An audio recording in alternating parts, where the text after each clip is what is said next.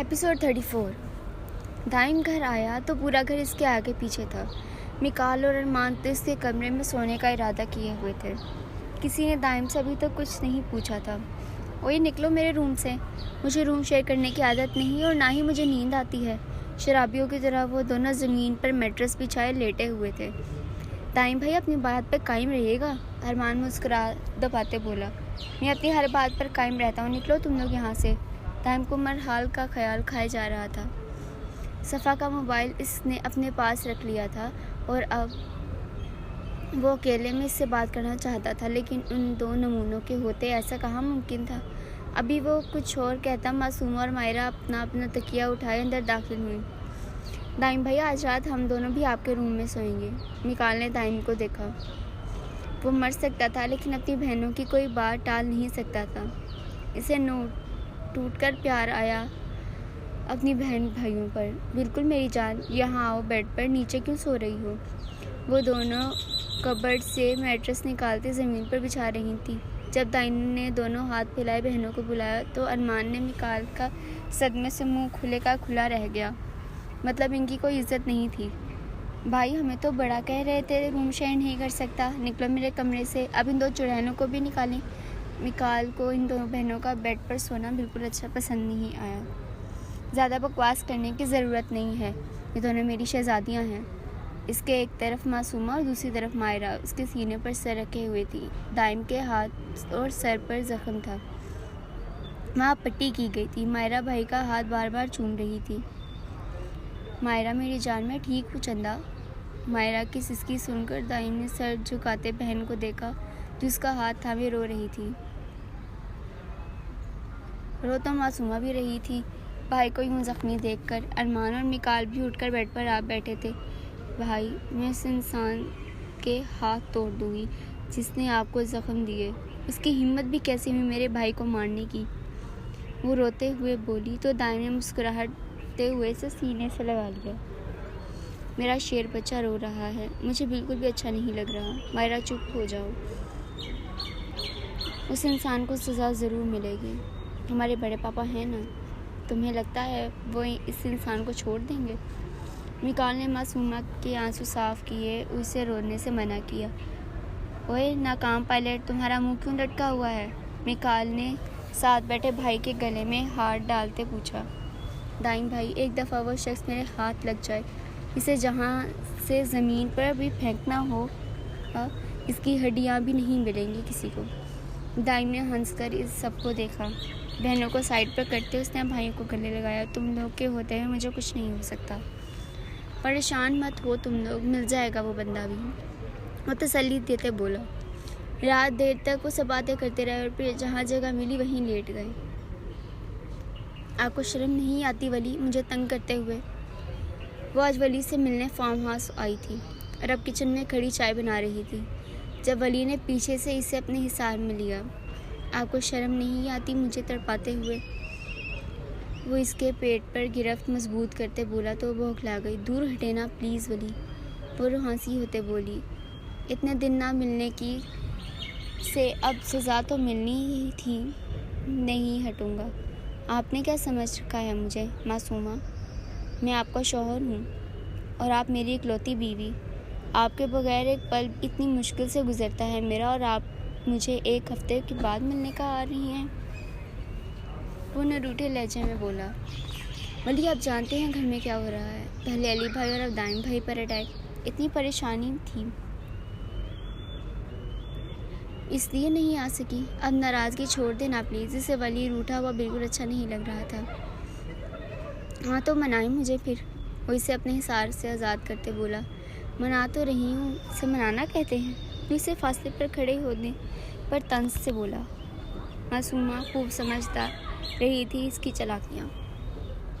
नफ़ी में सर हिलाते वो इसके करीब आते ही हक कर गई। I love you Wali, please नाराज़ ना हो। वो इसके सीने पर अपने लब रखते बोली। मुझे यहाँ भी किस चाहिए, अभी और इसी वक्त, तभी मानूंगा। अपने होठों पर हाथ रखते बोला तो मासूमा ने से घूरा। घूर क्यों रही है, किस ही मांगी है, कुछ और तो नहीं मांगा।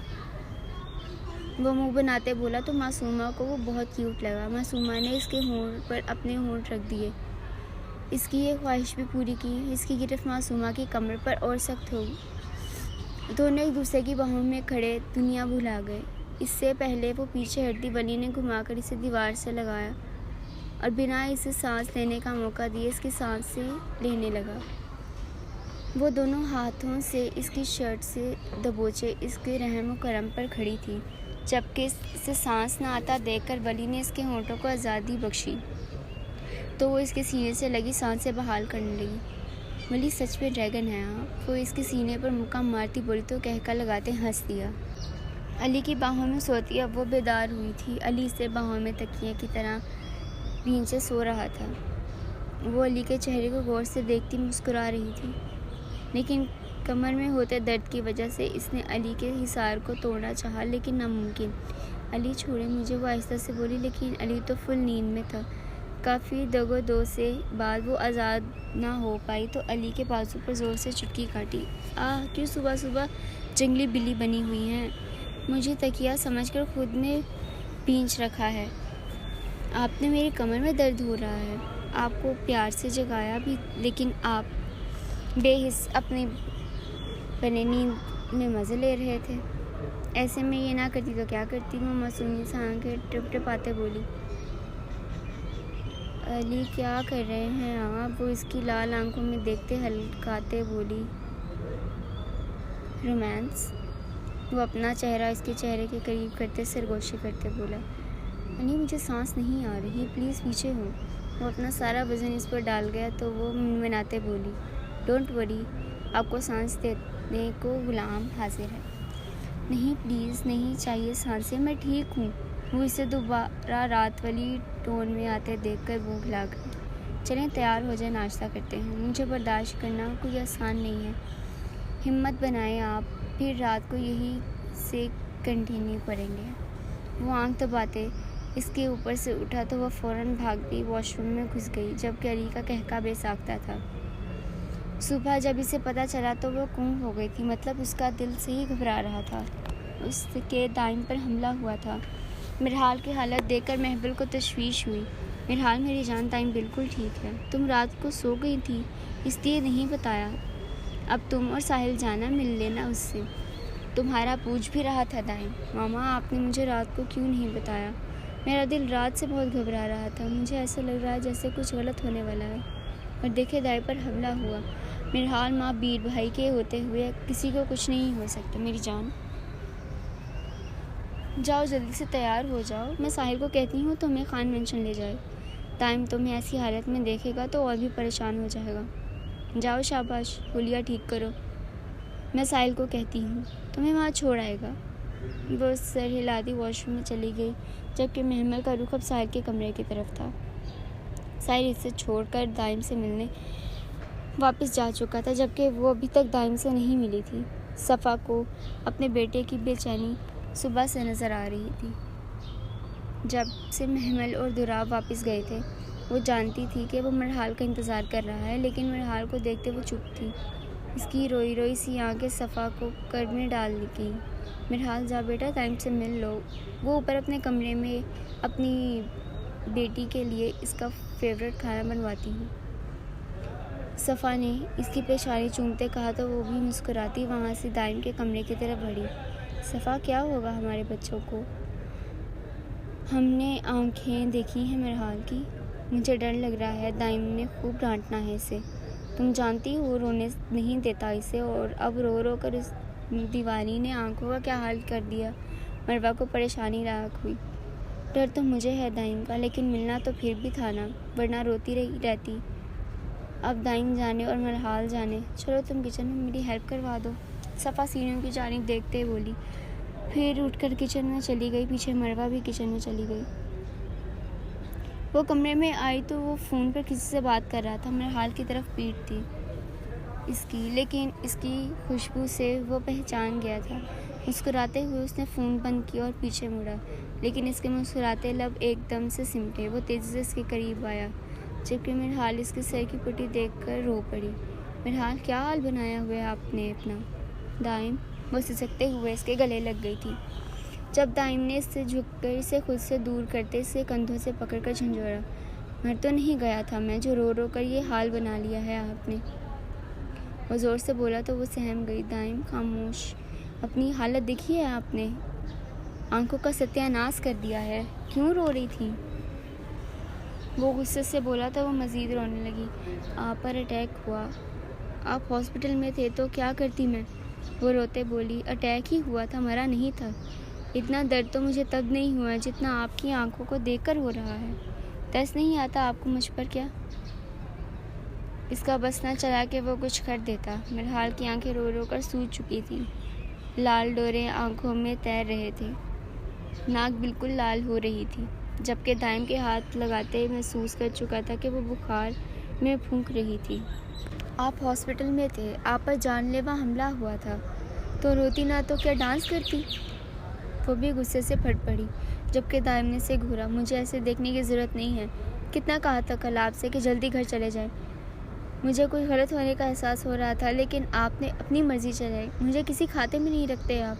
हो गया ना मेरा खौफ सच। वो इसका गिरेबान थामते बोली, मरहाल में जल्दी निकल जाता या लेट, यह हादसा मेरी किस्मत में लिखा था और होकर ही रहना था। ऑफिस में ना सही तो बाहर ये तकलीफ़ मुझे मिलनी ही थी, लेकिन आप मुझे तकलीफ़ देंगी ये मैं सोच नहीं सकता। क्यों रोई? वो इसके आंसू साफ करते बोला, आंसू पर किसी का इख्तियार नहीं होता दाइम। मैंने कल कितनी कॉल्स की आपको, लेकिन आपका फ़ोन बंद रहा। सोच भी नहीं सकते आपके उस वक्त मेरी क्या हालत थी। वो सिसकते हुए बोली तो दाइम ने इसे सीने से लगा लिया। बार बार इसके बालों पर लब रखते इसे सीने में भींचते खड़ा था। रोना बंद करने मरहाल, ठीक हूँ मैं, परेशान ना हुआ। उसका चेहरा साफ करते इसकी आंखें चूम गया। आपको फेवर हो रहा है, फिर आप कहेंगी कि दाइम डांट रहा है। आपको मेडिसिन तो लेनी चाहिए थी।